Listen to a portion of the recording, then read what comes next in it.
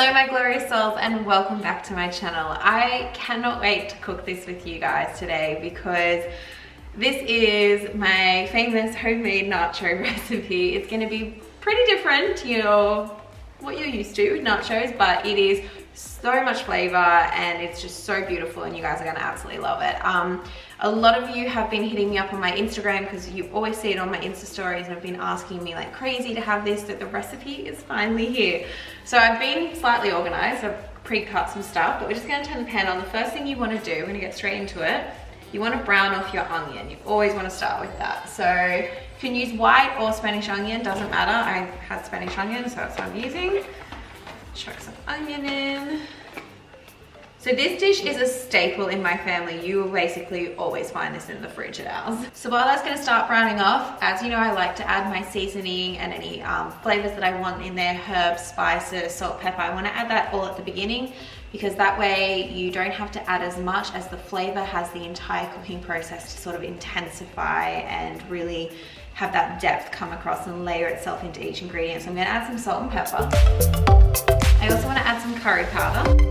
I'm then gonna add some turmeric and some paprika. I like to use sweet paprika. If you like a smoky flavor, then you can add smoked paprika, but I personally, it's not my favorite. I find this dish works better with either the sweet or just regular paprika. Paprika goes really good with tomato as well, which is obviously gonna be in this dish. Cumin is one of my all-time favorites and is a must in this dish. Smells so good. Then I'm also going to add some herbs. We want to add some basil and some oregano. When you're browning off the onion, you have added the spices. Just really watch it because the spices can, because it's dry and powdery, really stick to the bottom with the heat. So you may have to add a dash of water here and there, but just keep your eye on it. We also want a little kick in this dish, so I'm going to add some chili flakes. Not too many because my mother isn't a massive fan of spice. Even pepper can be too spicy for her sometimes. Also gonna chuck some garlic in there. While the onions are browning off, I'm gonna add the mushrooms. So while that's cooking along, we're gonna add a little secret ingredient, capsicums. This adds such a beautiful sweetness to the dish. Now, I like to chuck this in the blender and give it a whiz and just blend it all up and make it runny and into a sauce. Sometimes, it depends how much capsicum I'll have, I'll leave a little bit out and cut it into pieces so there are pieces of capsicum in there. But it just adds such a beautiful sweetness to the dish and flavor. It really complements all these ingredients beautifully. And also it adds that extra layer of liquid that isn't water and isn't, you know, thinning it out and making it bland. It's adding that body of flavor to it. So I'm literally just gonna blend this up. Love that smell. All right, so once your mushrooms have softened, then we're just gonna pour that straight in. So to me, cooking is really all about creating layers upon layers and just building up flavor, starting at a base, like kind of like a house. You want that foundation, you always wanna get the foundation right, and then you just keep building on top and creating this beautiful masterpiece. So I'm gonna put a little bit of water in this. So obviously we wanna slosh it around and get the sides. I'm not going to put it in just yet though because I've got some other things like the canned tomatoes, so when it's time to put them in, this is the water that I'll use to clean up their sides, and that way we're having all the flavor there without adding too much liquid because we don't want it to get too runny. Alright, so I've just got 2 cans of red kidney beans here. You can blend them up if you want and make them refined beans, but I just find you put them straight in whole and then just mash them with the back of the spoon. Works just as well. So I let them soften a little bit first. So I just mix them around, get them coated in this mixture, and give them a minute or so, and then once they've started to soften, that's when I just start working them with the back of the spoon. But as you can tell from all my cooking videos, I don't mind it when things are chunky or mismatched shapes or anything. So it's not about being perfect to me, it's about tasting good and being wholesome and filling you up and being nutritious.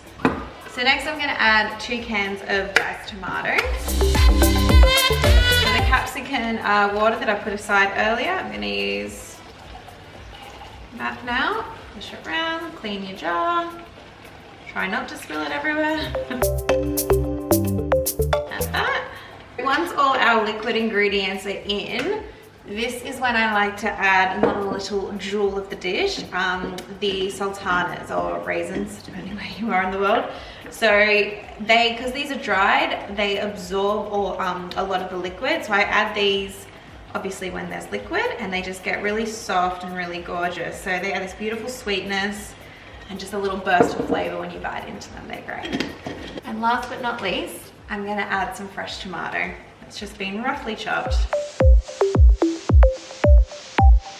So at this stage, the nacho mixture, I'm trying not to spill it, is looking like that.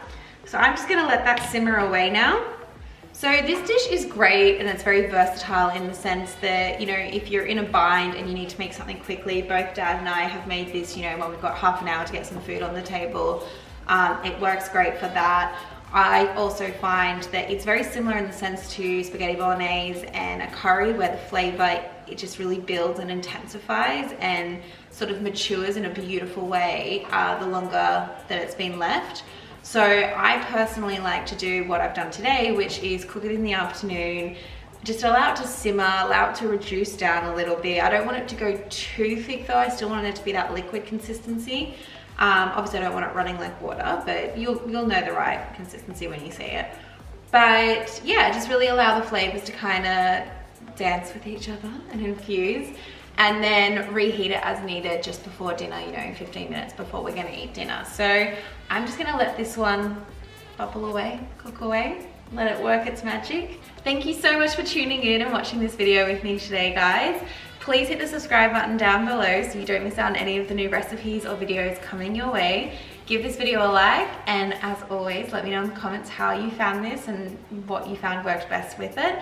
I absolutely love pairing this with my previous videos of the guacamole. Goes really well. We either do it with corn chips or we just do it with potato chips that we just cut in a circle and then bake, which I'm not sure if I've done a video of that yet. I've done wedges. But yeah, I also love putting it with quinoa as well.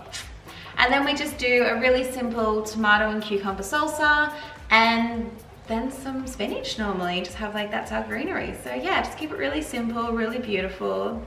And it's a great dish that works any time of the year, and everyone can get involved. Hands in, just go to town. Wherever you are in the world, I hope you are having a magically blessed day. Sending you so much love and light. I'll see you all soon. Bye guys.